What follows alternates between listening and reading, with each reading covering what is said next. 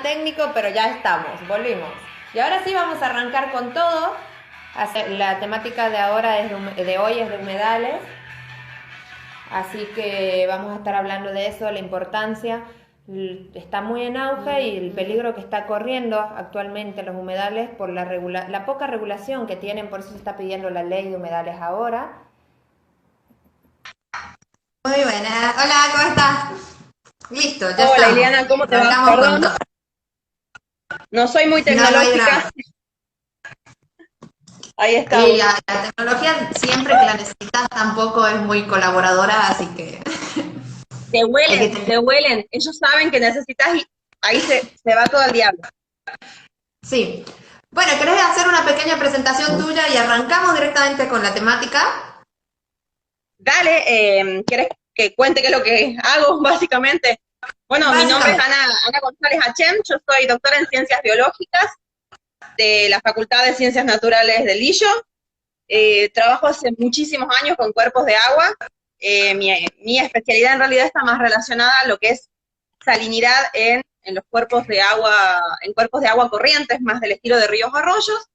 Bueno, trabajo con Hugo Fernández hace muchos años, desde antes de empezar la tesina, y lo seguimos haciendo. Y bueno, soy una apasionada de lo que hago, ahora estamos en la cátedra de limnología juntos también, así que ahí están mis alumnos entrando, creo, así que me ponen contenta. Están todos aprobados, chicos, está todo bien. Ahí tenemos el club de fans. Vamos, chicos. El club de fans, obvio, obvio. Buenísimo. ¿Querés que arranquemos con qué? Algo básico, que es un humedal? Porque no es algo que Bueno, en dale, común me las parece personas bárbaro. lo conozcan.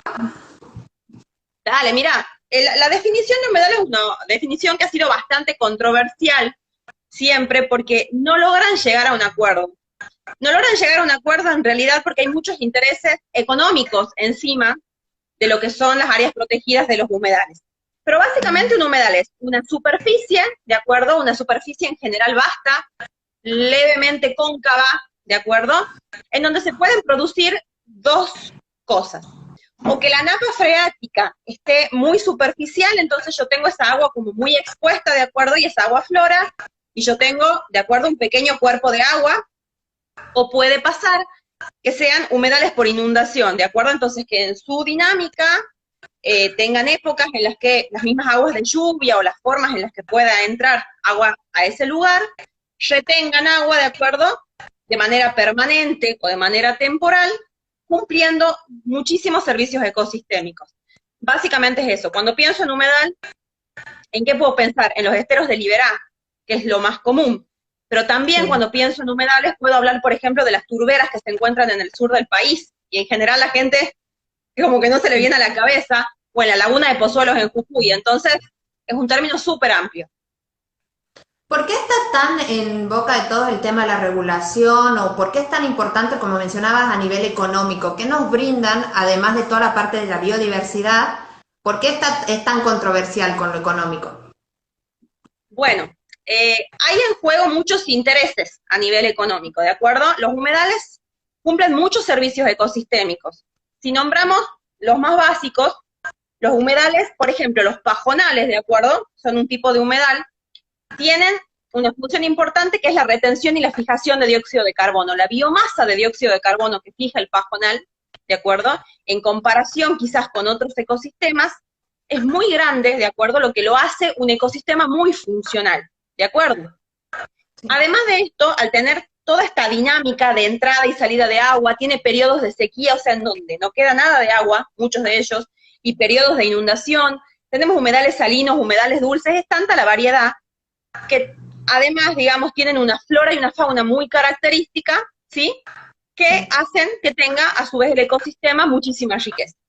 ¿Qué es lo que ocurre con este tipo de ecosistemas? Que en general, geográficamente, están ligados a actividades económicas características en la Argentina, como lo es la ganadería, la plantación de soja, ¿de acuerdo?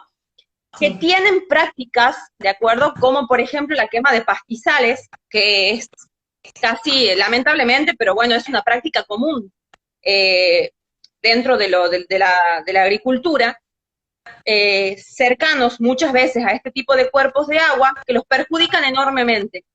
¿Y qué pasa cuando yo genero ese tipo de impacto? Los humedales son ecosistemas sumamente frágiles. entonces no tienen la capacidad de recuperación que tienen otros cuerpos de agua. Y permiten muchas veces, si yo acumulo agua en un humedal, por ejemplo, a esta altura, y tengo una ciudad un poco más abajo, que toda esta agua, por ejemplo, de una lluvia muy fuerte o de arrastre, no me inunde la ciudad que tengo acá. Si yo lo hago desaparecer por todas esas actividades, de pronto, una de las cosas que veo son inundaciones en ciudad. ¿Qué es lo último que ha salido en todos los diarios? Los incendios que ha habido por prácticas agrícolas, de acuerdo, en el delta del Paraná, a la altura de Rosario, que se veía la humareda por detrás de Rosario, y bueno, ahí es como que comenzaron de vuelta a debatir, ya se había debatido en el 2013 y hasta el 2016 nuevamente, no llegaron a un consenso, empezaron a debatir nuevamente la necesidad de comenzar a preservar realmente estos ambientes. Claro. Nosotros, la Argentina sí cuenta con regulación, está con los sitios Ramsar, pero todo el mundo dice que son insuficientes, que son muy ambiguos. ¿Qué es un sitio Ramsar? Arranquemos por Bueno, ahí. Claro, la convención, y acá tendría que entrar Diego en realidad. Bueno, la convención Ramsar, así muy brevemente. Estamos para dentro de un ratito y ya nos las comenta Diego en un rato. No hay problema, es como muy, legalmente yo te lo explico, es muy breve, es dentro de lo que yo pueda hablar de leyes, ¿sí?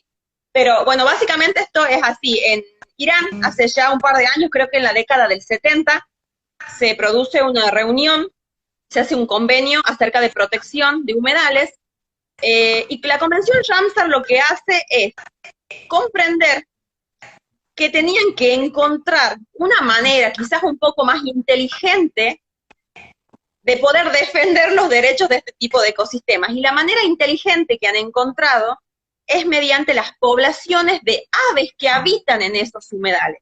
La Convención Ramsar principalmente hace foco en las comunidades de aves que habitan en distintos humedales en distintas partes del mundo. ¿Qué tipo de comunidades de aves? De nuevo, no soy ornitóloga, claro, soy limnóloga, pero he trabajado ahí. Por ejemplo, la laguna de los Pozuelos. La laguna de los Pozuelos, hasta hace unos 8 años que yo estuve trabajando ahí tomando muestras con gente de la facultad, con Claudia Seligman, por ejemplo, estuvimos trabajando en el agua, albergaba 3 de las 6 especies de flamencos que se encuentran en el mundo. Estoy hablando de un 50%, es muchísimo.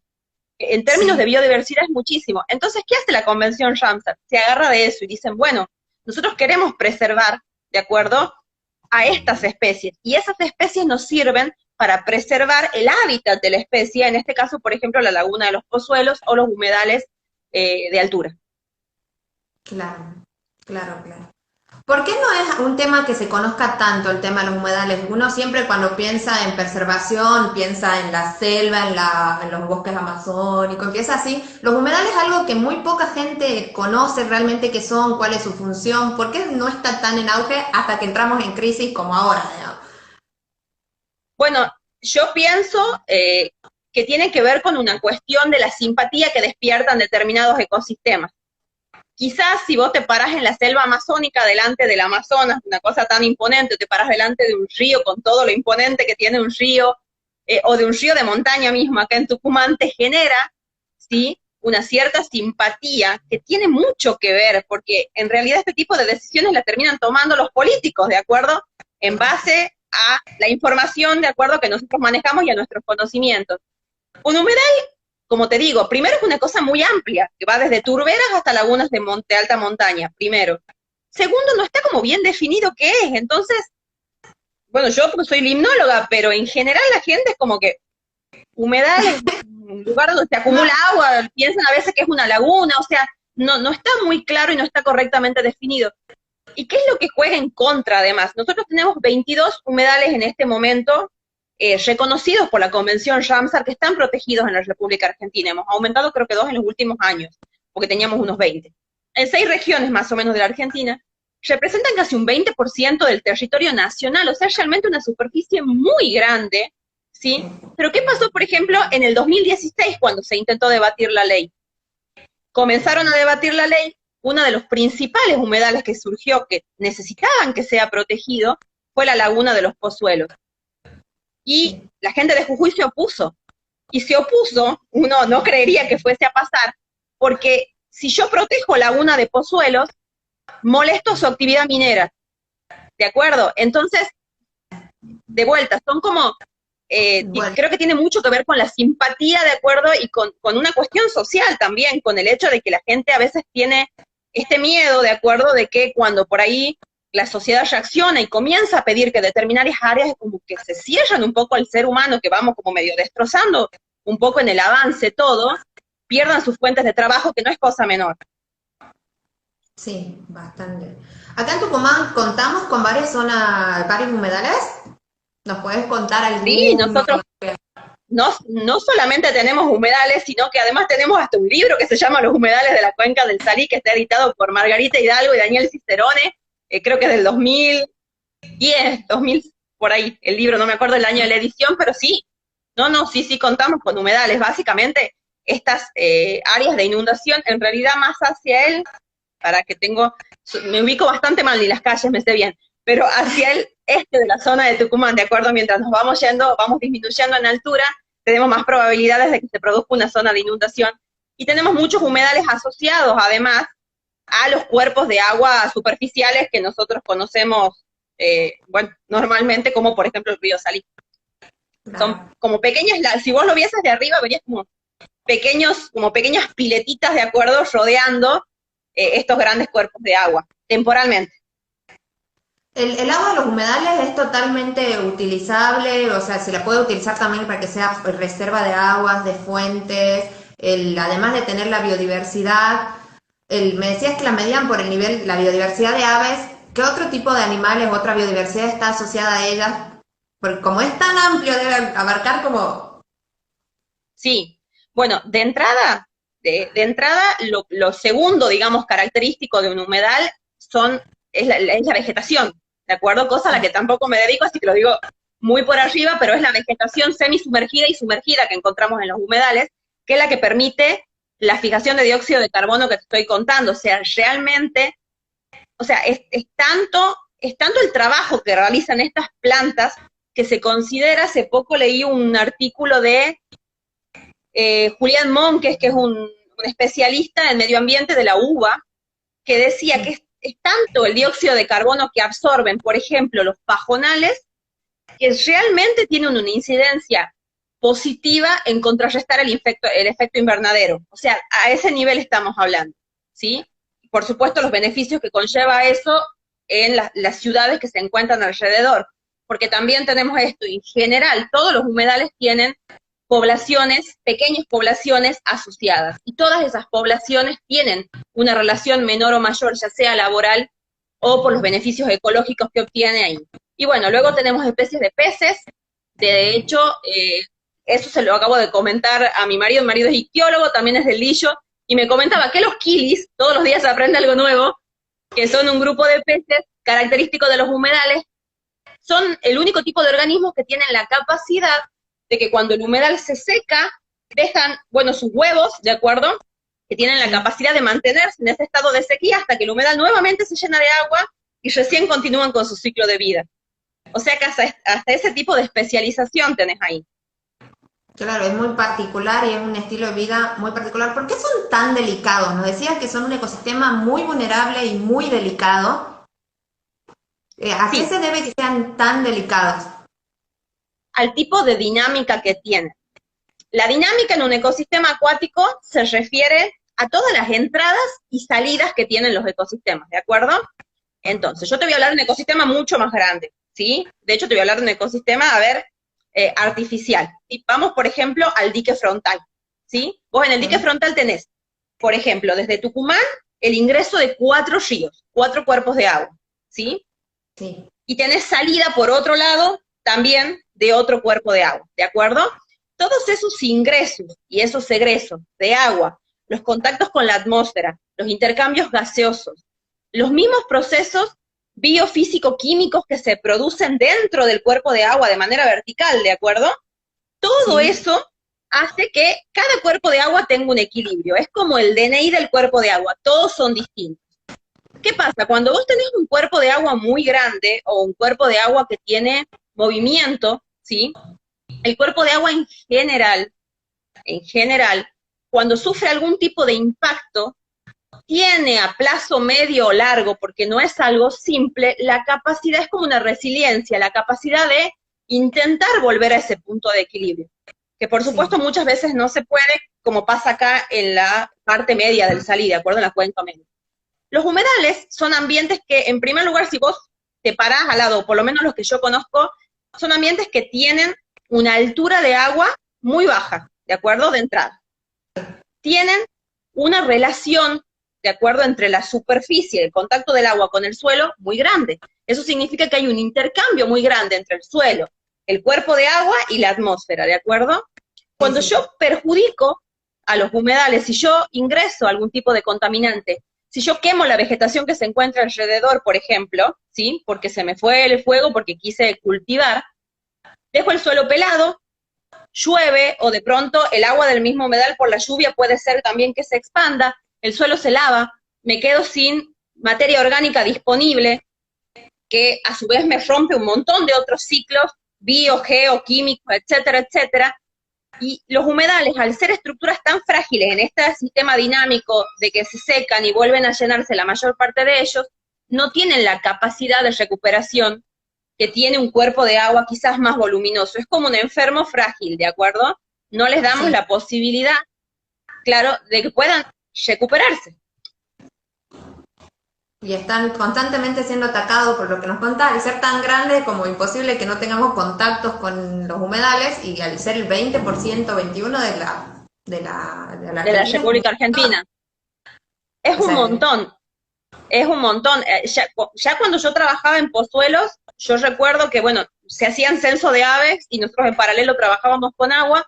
Ya en ese momento, uno de los últimos años que fuimos, por ejemplo, tuvimos una reducción del 75% de los flamencos que normalmente nosotros podíamos observar, que a su vez vienen de Chile, ¿de acuerdo? Hacen todo un recorrido Perú, Bolivia, Chile, vienen acá a Argentina y cumplen distintas fases de vida. Y esto pasaba y después terminó como recayendo sobre Argentina, porque los pobres bichos, en Chile ellos ponen sus huevos y acá tienen su fase juvenil. En Chile se habilitó la minería al lado de los humedales, y determinadas sustancias, algunos metales, ¿de acuerdo?, que son liberados por la minería, perjudicaban las cáscaras de los huevos, no llegaban a nacer, ¿de acuerdo?, y disminuyó un 75% la población ese mismo año. Y luego, además, tuvimos contaminación, porque tuvimos una contaminación cruzada con Argentina, sumando otros procesos.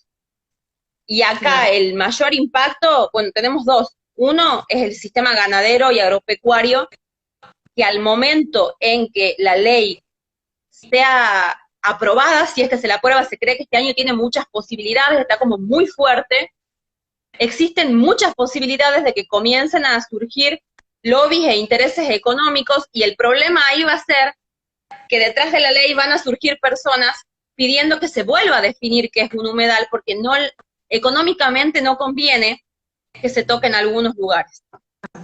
Claro. Y por lo que decías, van a necesitar toda la parte de la sanción de la ley, por lo que contás que es tan complicado, va a requerir mucho apoyo detrás, porque al ser tan amplio el tema...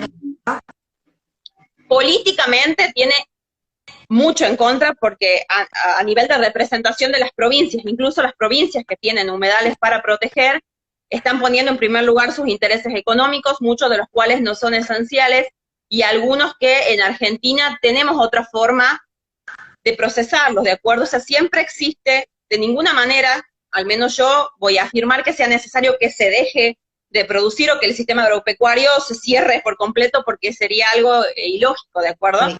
Pero sí que existe la posibilidad de que se generen prácticas que no impacten de esa manera sobre los cuerpos de agua.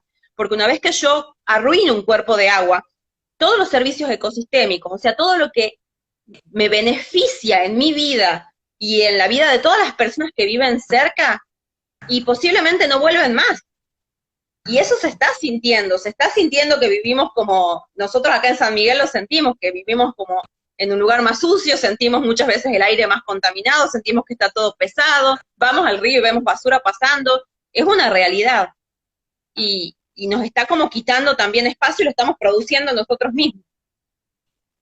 Claro, sí, yo estuve leyendo que una de las problemáticas también es que los espacios humedales son lugares donde hay poblaciones asociadas, y después empieza todo el tema de que los dañan, las inundaciones están muy relacionadas con esto de no cuidar los humedales, claro, porque son como las esponjas que evitan que nos arrastre el agua.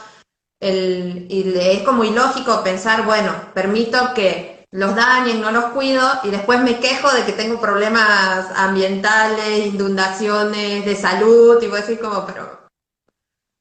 Exactamente, es exactamente eso. Y por eso es necesario también comenzar a tomarse muy, muy en serio la educación ambiental. Es necesario que nosotros comencemos a formar desde la adolescencia y desde la primera niñez a las personas y a los habitantes de Argentina para que comprendan este tipo de cosas, no la definición de la humedad propiamente, pero para que entiendan que existen actividades y que existen distintos tipos de procesos que los seres humanos llevamos a cabo que son sumamente perjudiciales y que tienen la posibilidad de ser realizados de otra manera. Que una industria, por ejemplo, puede tener una planta de tratamiento, le sale caro, seguro que le sale caro, pero no sale más caro que después ese cuerpo de agua no exista. Entonces es realmente una inversión a futuro, es una inversión en calidad de vida. Si el humedal deja de, o sea, ya sea que esté en contacto con la napa, o sea, que la napa se encuentre superficial y haga este efecto de esponja que vos decís, o que funcione como una pileta, llueve y acumula simplemente el agua. En ambos casos, si yo lo desarmo, o lo rompo, o lo filtro, y sí, estas ciudades que tengo alrededor se inundan, y después generalmente la gente pregunta por qué nos estamos inundando, y nos estamos inundando por esto. Sí, por esto que tenemos la cabeza de que no estamos conectados con el mundo y en realidad dependemos de esto y no es tan fácil ir y romper directamente todo. Acá nos pusieron un comentario que en la Constitución Nacional dice que tenemos el derecho a vivir en un ambiente sano. El tema es que ¿Sí? tenemos que aprender a querer tener el ambiente sano y a que significa algunas restricciones o sacrificios que es hasta que te acostumbras. Uno se va acostumbrando a esa nueva modalidad cuidando el ambiente y ya no lo va a sentir, es adaptarse a una modalidad sana y que seamos eco-friendly, como se... Totalmente, y que tampoco significa que muchas veces también a los biólogos y a los que en general hacemos ecología nos ven como bichos raros, porque piensan que lo que nosotros estamos proponiendo es que todo el mundo no viva ni en lugares de este estilo, o sea, no podemos vivir en la ciudad, tendríamos que estar viviendo en el medio de la selva, de acuerdo, sin ningún tipo de contacto con nada y no utilicemos electricidad si es posible, y no estamos hablando de eso. De lo que Claro. estamos hablando es de que nosotros podemos adaptar el estilo de vida que tenemos, ¿de acuerdo? La vida actual, la vida tal cual se conoce y las necesidades reales que tenemos. Nosotros Claro. tenemos sobreproducción en Argentina de muchísimas cosas, tenemos lugares en donde se está cultivando que no cumplen los requisitos, ¿de acuerdo? Para que se cultiven esos lugares e igual realizan talas, igual se procede a cultivar. Es como demasiado procedimiento y a la larga también sí. Se tomasen un día, ahora no, porque no podemos salir, pero si se tomasen un día y se sentasen en la orilla del río a disfrutar del sonido, que es algo que a nosotros nos parece maravilloso cuando trabajamos ahí, solo escuchar el sonido del río, te sentás con tu familia, te tomás unos mates y te das cuenta que eso solito ya es un montón. Que vos te estés permitiendo ese lujo es un montón. Y que no todo el mundo lo tiene, hay que considerar que también a nivel histórico la disponibilidad de agua y de esos espacios verdes se redujeron un montón. Actualmente estaba leyendo que cerca de un 20-30% de la población mundial no tiene acceso al agua y nosotros podemos sentarnos al lado de un río y Es disfrutar ese sol que vos nos decías. es más que eso, ¿no? Mira, la Organización Mundial de la Salud, en el último informe que se realizó cuando comenzó todo este proceso, consideraba Ana, te que dejo hablando había, con el público, vengo en un segundito, que me están tocando la puerta de la casa. Habla con los chicos, yo que había vengo, un perdón. 60, sí, que había un 60% de la población mundial que en realidad no consume agua salubre, o sea, que agua que esté en condiciones de que la gente la pueda consumir sin enfermarse, sin acumular ningún tipo de metal pesado en el organismo, sin tener que estar teniendo miedo de tomar agua, ya también es algo como sumamente importante.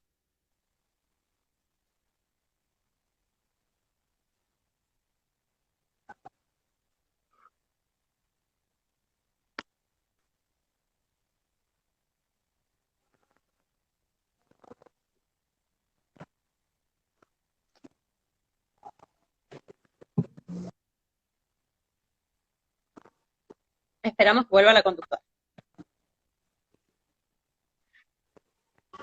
Hola Carla, ¿cómo te va? El agua envasada que es mineralizada, por ejemplo, el agua de marca King, de Coca-Cola, ¿de acuerdo?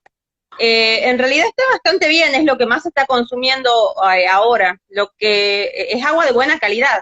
Lo que uno en general evalúa cuando toma agua mineral o agua comprada, personalmente yo estoy loca de las etiquetas, pero porque estudio agua y ya estoy como medio TOC.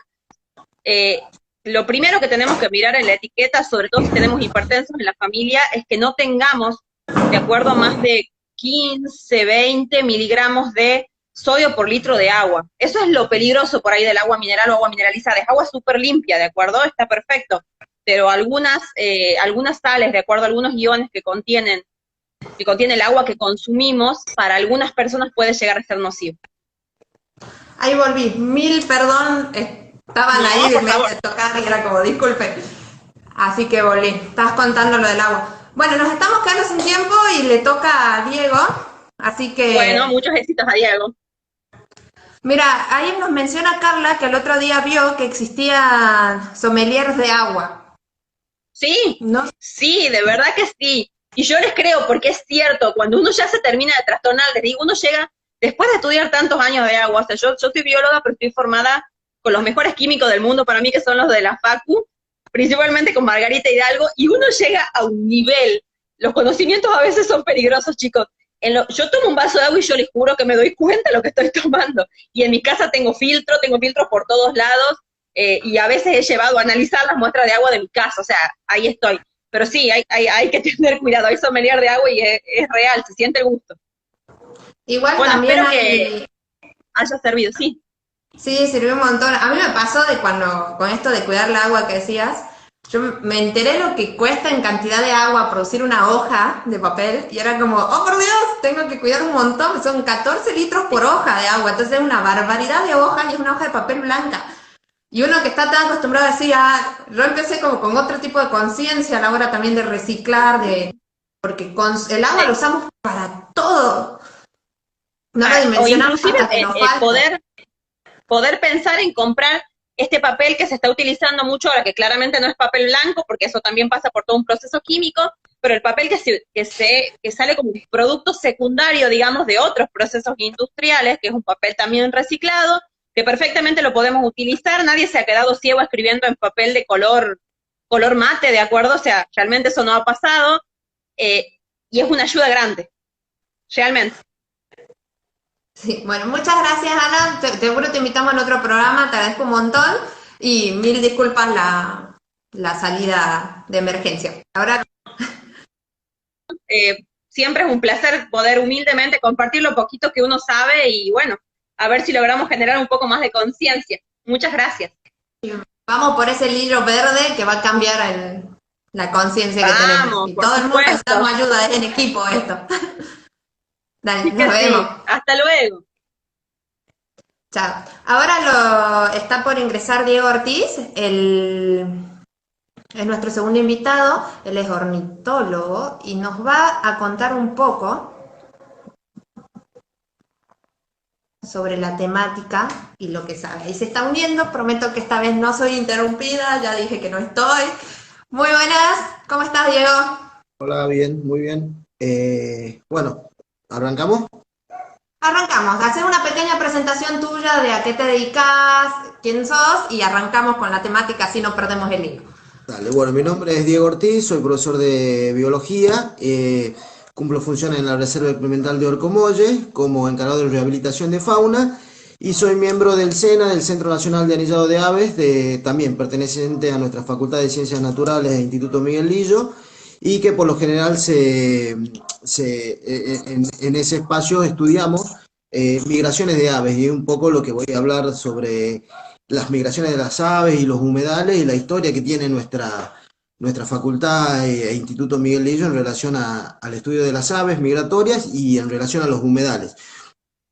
Ana, bueno, Diego, ahí me escribieron en los comentarios si puedes bajar un poquito más la cámara, así te ven bien la cara. Ahí. Muchísimas gracias. Bueno, eh, bueno, Ana le mando saludos, a Guillermo si está por ahí también. Bueno, ya hizo una gran introducción y como que aclaró muchísimo y habló muchísimo sobre los humedales. buenísimo porque por ahí ella tiene mayor conocimiento en relación a estos espacios. Eh, eh, bueno, quería simplemente agregar ahí algunas cosas que decía que la conservación de los humedales tiene que estar relacionadas con los políticos. Sí, es verdad.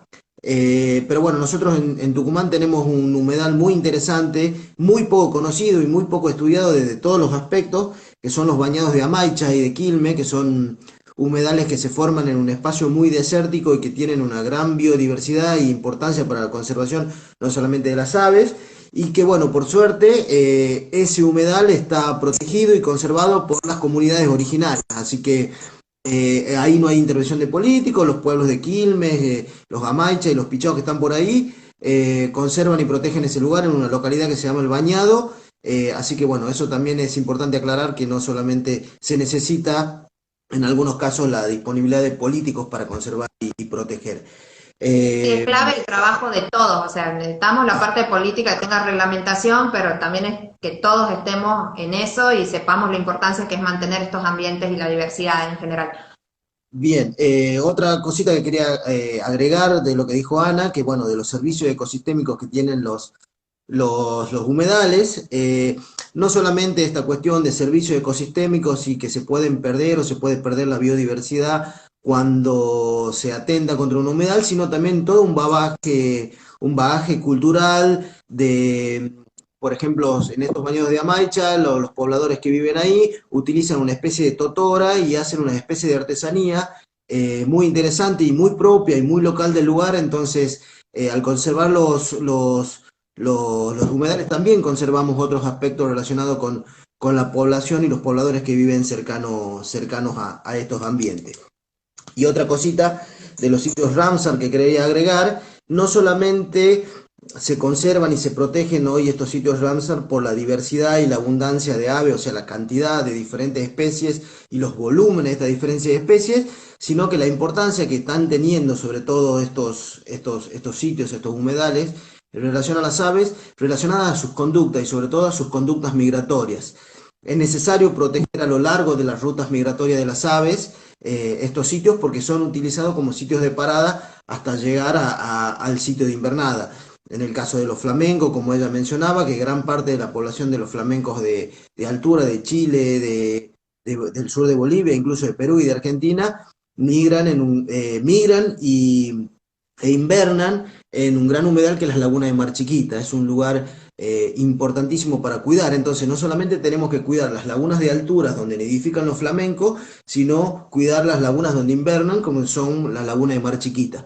Entonces, la relación de las aves y los humedales, y sobre todo de las aves migratorias, es muy importante. Por eso es esta fragilidad de los humedales. Si hacemos desaparecer una laguna, probablemente las aves que invernan ahí también desaparezcan. Y no solamente tenemos aves que bajan de la cordillera a las llanuras, sino aves que vienen desde Canadá, desde América del Norte y desde Tierra de Fuego hacia el norte. Entonces imagínate, tienen que cruzar toda América y tienen que encontrar sitios de descanso y de alimentación. Así que es Y la importante. cadena que deben mantener es enorme porque además se van alimentando, ayudan a la dispersión muchas aves, es cortar una cadena gigantesca el afectar estas rutas migratorias tan grandes y afectar estos sitios de paradas, como nos contás. Claro, entonces es importante conservar todos los humedales porque damos el ejemplo de los flamencos, quizás sea una de las migraciones más conocidas que tenemos, altitudinales, pero hay un montón de aves que también migran por humedales y hay un montón de aves que migran por humedales y desconocemos cómo es esa migración, en qué época, de cuánto y por dónde vienen y por dónde van, desconocemos por la gran diversidad de especies que hay. Y bueno, ya que estamos hablando de migraciones de aves en relación a los humedales, y un poco lo que quería contar, hacer un poco de historia sobre la Facultad de Ciencias Naturales en relación a esto.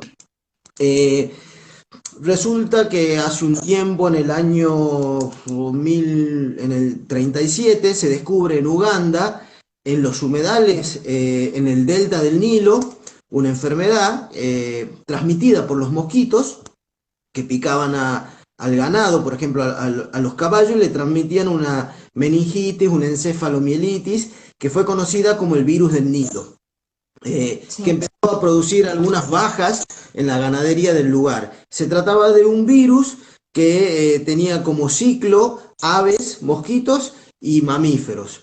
Las aves eran portadoras del virus, los mosquitos picaban a las aves, después picaban a un mamífero y lo contagiaban. Y había pérdidas en la ganadería. También había casos en humanos, pero no llegaron a ser muy graves y había eventuales casos de muerte, ya que justo estamos hablando de virus y lo que estamos padeciendo hoy día, una enfermedad, una cuarentena, una pandemia a nivel producida por virus. Estas eran epidemias muy locales de virus que se daban en estos ambientes, en estos humedales, y la relación que empezaron a ver es que los focos de esta enfermedad se daban en todos los puntos y paradas de las rutas migratorias de estas aves a través del delta del Nilo y aves que migraban desde África, Europa y Asia y viceversa.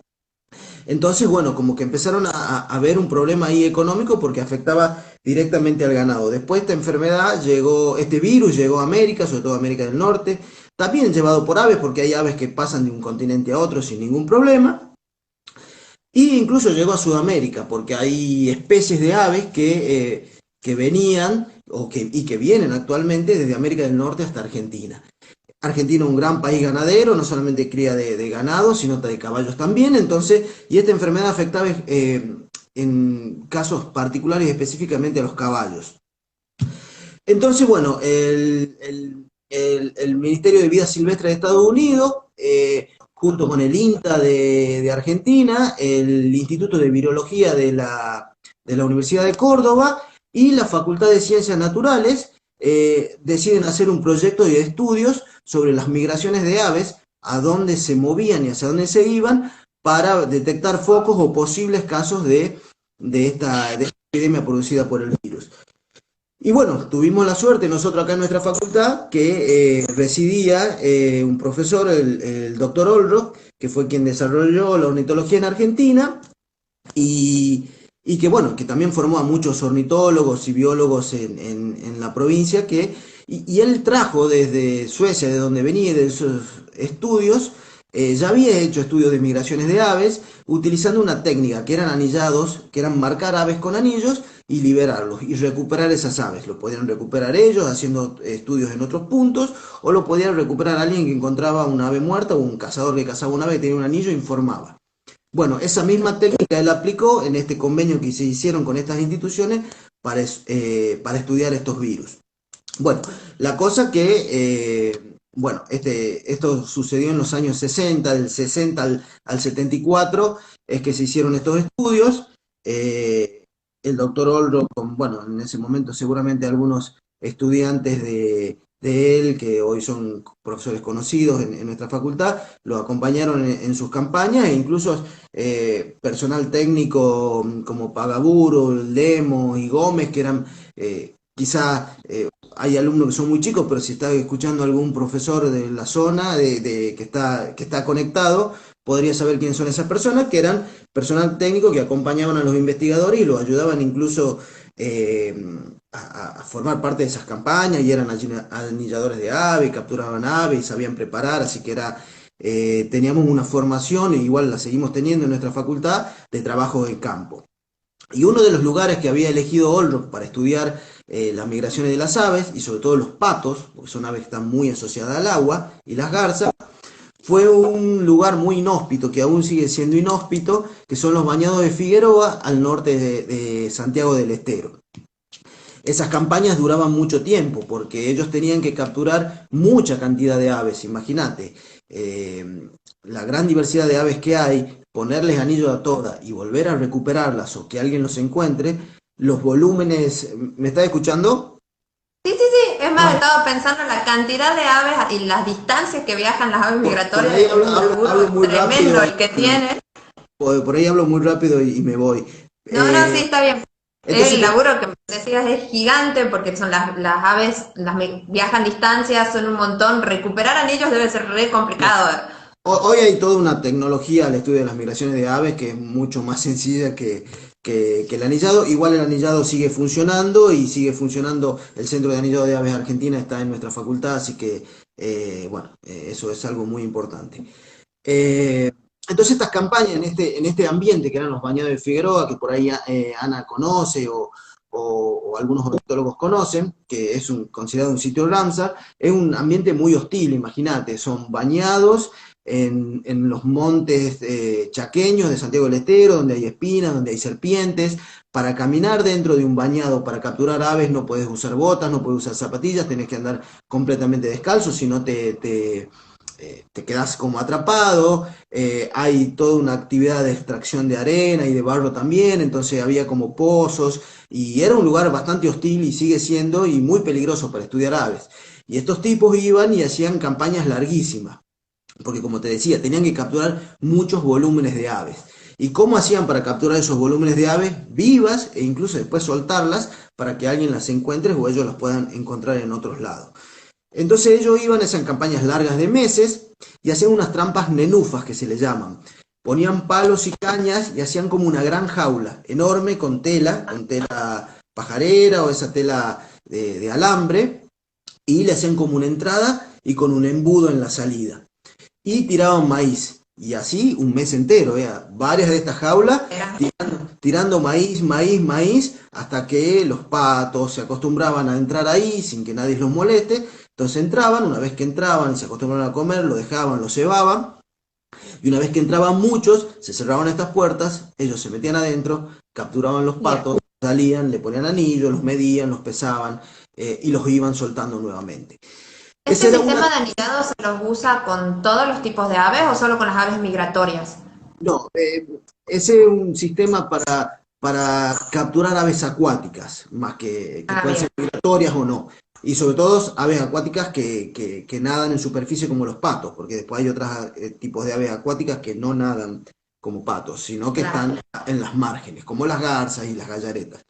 Y otra técnica que usaban ellos, que todavía siguen existiendo y eran de Olrock, la habías traído de Suecia, unas redes para anillar patos y grandes aves, que eran redes de 2 metros de alto y de 20 metros de largo. Todavía esas redes existen y las he usado en algunas oportunidades.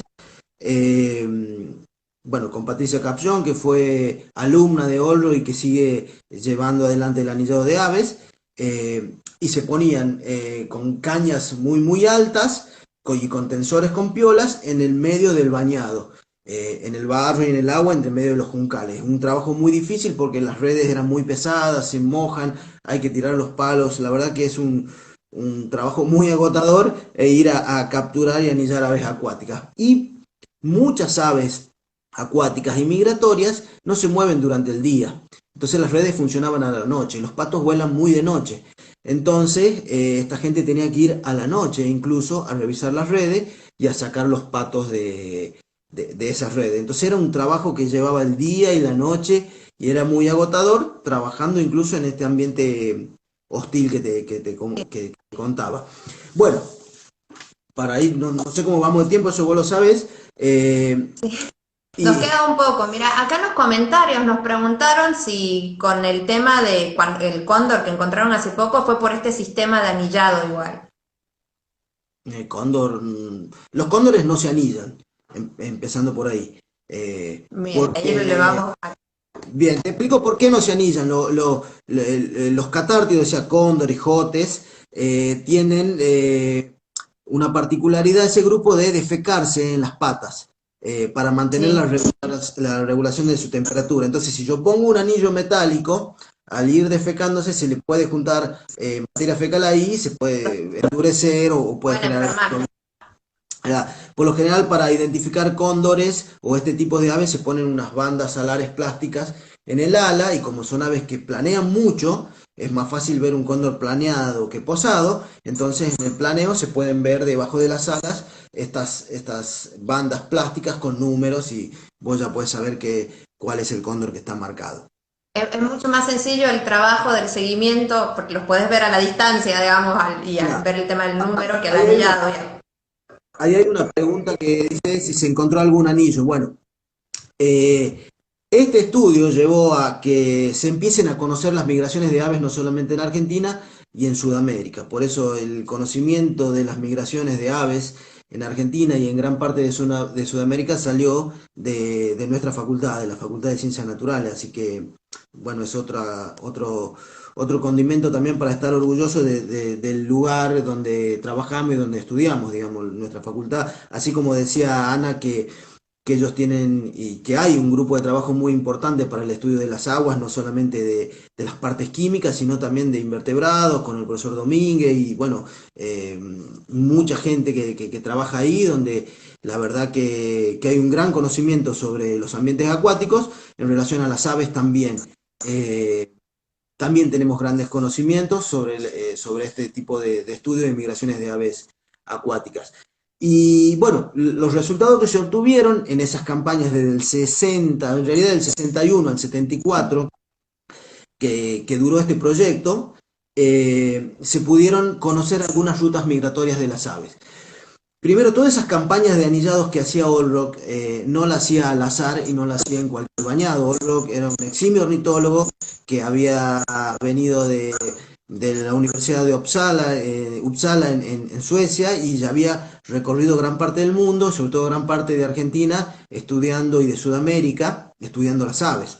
Y tenía contactos. Estos estudios sirvieron para determinar un poco qué lugares, Claro. porque me decían que para ver los sitios Ramsar se miden la biodiversidad de las aves. Entonces, estos estudios también se lo usaron como base, como para, pues yo creo que tenés que arrancar con estudios de ver a ver qué tengo y después veo cómo va Claro, evolucionando. imagínate que los sitios Ramsar se crean, como decía Ana, ahí en Irán, en el año 70, 71, y Olrock hizo, en los años 50 y en los 60 ya había hecho estudios de aves en gran parte de América, entonces como que contribuyeron para crear estos sitios, sobre todo en Argentina, y uno de estos sitios es Bañado de Figueroa. Entonces todos esos anillados que él hizo de patos pudo tener resultados y pudo determinar que la zona de bañado de Figueroa, el norte de Santiago del Estero, bueno, después también otros tipos de bañados que están más al norte, sobre el río Juramento, en Salta, y otros bañados en Formosa, del río Pilcomayo también, eran sitios de invernadas de patos. Patos que vivían en el sur, o sea, centro y sur de Argentina, Santa Fe y Buenos Aires, donde hay gran cantidad de ambientes acuáticos y de humedales. Hoy estamos viendo este proceso de las quemas que contaba Ana y esta problemática. Bueno, ahí viven gran cantidad de patos y durante el invierno estos patos migraban al norte a invernar. Y estos eran sus lugares de invernada. Y después volvían a estos sitios de cría más al sur. Entonces, en el invierno estos patos se juntan en estos humedales en el norte y después en la época reproductiva vuelven. Pero no solamente hace eso, porque a Bañados de Figueroa también llegaron patos de Brasil. Olrock ornilló estos patos, no me voy a poner a contarle las especies de patos, porque ni las ubican, pero muchos de estos patos que Olrock había anillado fueron capturados en Brasil en otra época del año, en la primavera, entrando el verano, en plena época reproductiva. Entonces los patos brasileros en el invierno se venían al corazón del Chaco en Argentina y del Chaco húmedo también, hablando de Chaco como una ecorregión, un ambiente, no como una provincia, a invernar.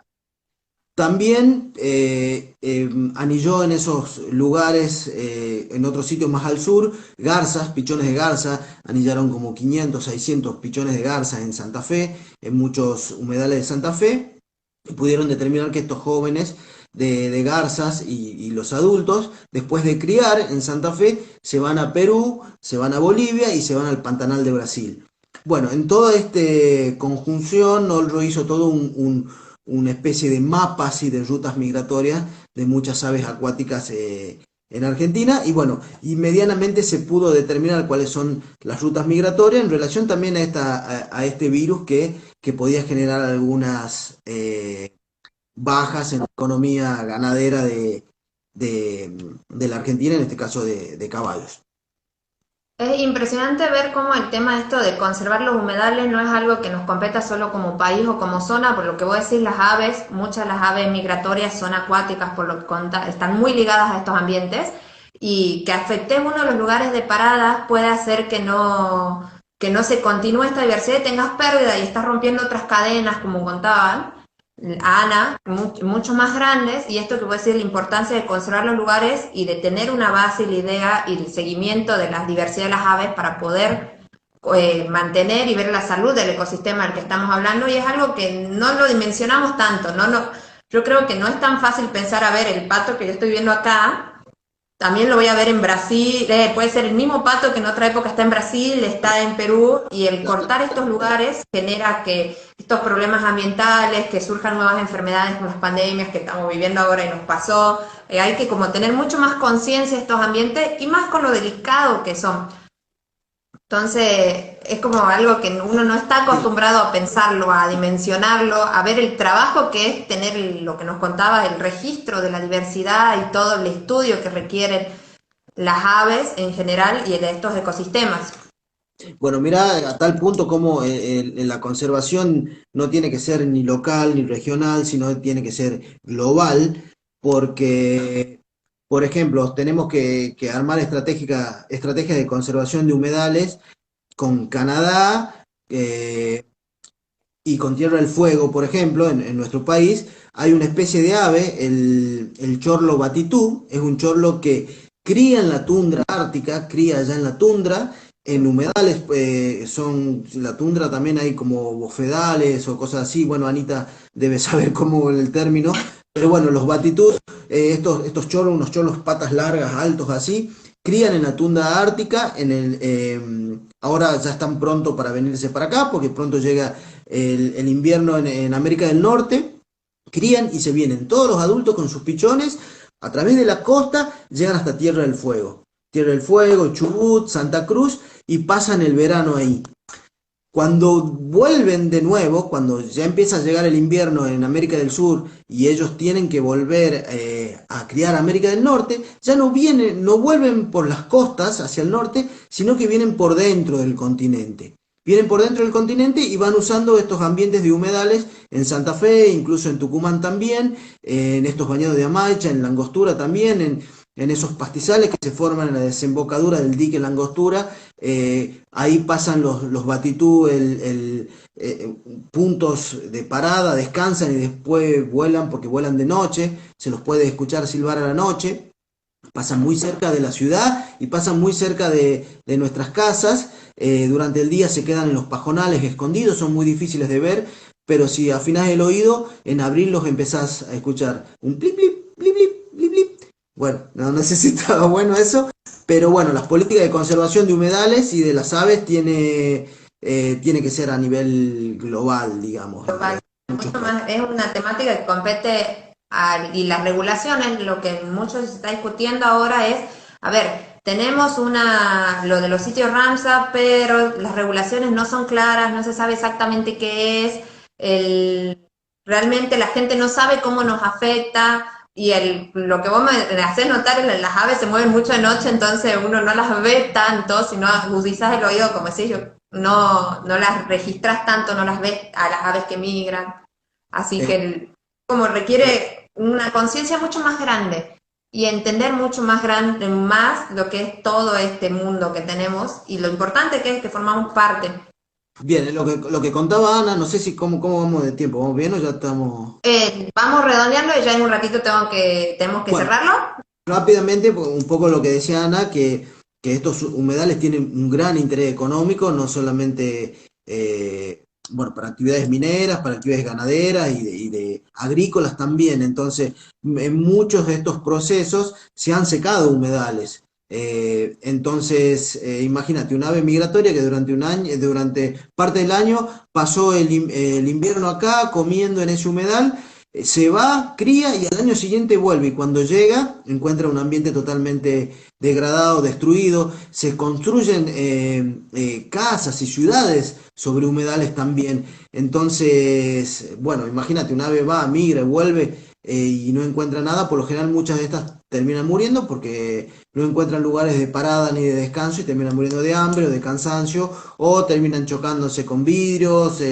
Hay autopistas, entonces generan bueno, muchos conflictos en la migración de las aves. Si bien son muy plásticas y muchas van cambiando sus rutas migratorias, ahora se ha podido comprobar que muchas aves empiezan a variar su migración en relación a los distintos disturbios que estamos generando en el ambiente. Hacen migraciones más cortas, más largas, y otras se ha llegado a comprobar que ya se han quedado y no han migrado.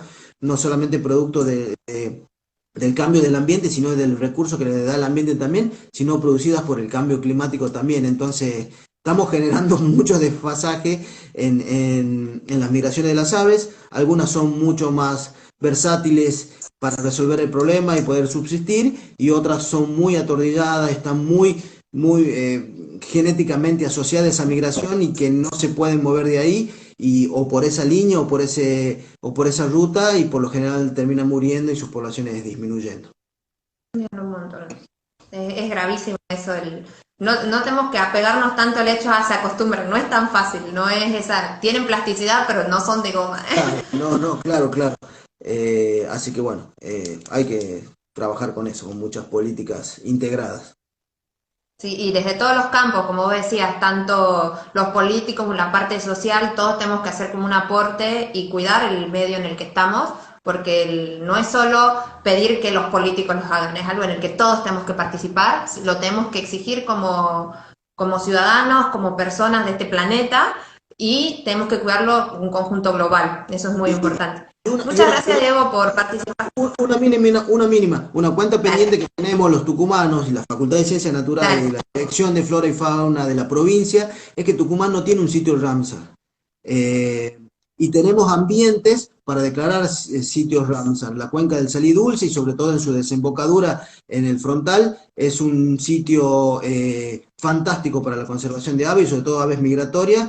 Entonces creo que hay que trabajar un poco para eso. Tenemos esa deuda. Tucumán tiene muchas áreas protegidas, parques nacionales, áreas provinciales y privadas, pero todavía no tenemos un sitio Ramsar, y tenemos un ambiente con todo ese potencial. Tenemos el ambiente, y también tengo entendido de que para el sur es importante la parte de controlar inundaciones, se consideró y se gestionó bastante, se planificó el tema de usar humedales para evitar la cantidad de inundaciones que tuvieron y que se está viendo, pero que está bastante trabado, así que ahí vemos otra de las grandes importancias y beneficios que tendríamos de tener la zona, un sitio Ramsar y los humedales protegidos. Y a lo que voy, que hay muchos datos generados ya para crearlo. Una ornitóloga, Ada Echeverría, de la Fundación Miguel Lillo, ha estudiado mucho los humedales en ese sector, así que tiene mucha información para crear este sitio, digamos. Así que habría que trabajar un poco con eso, con la provincia, y crear un sitio Ramsar. Muchísimas gracias, Diego, un gusto tenerte en la radio, esperemos que volvás a ser invitado. Y ya saben, para todas las personas, si quieren volver a escuchar el programa, va a estar subido a YouTube, lo vamos a subir a Spotify y lo pasan el martes que viene por la radio en vivo. Bueno, en vivo, lo pasan a este programa. Muchas gracias, saludos.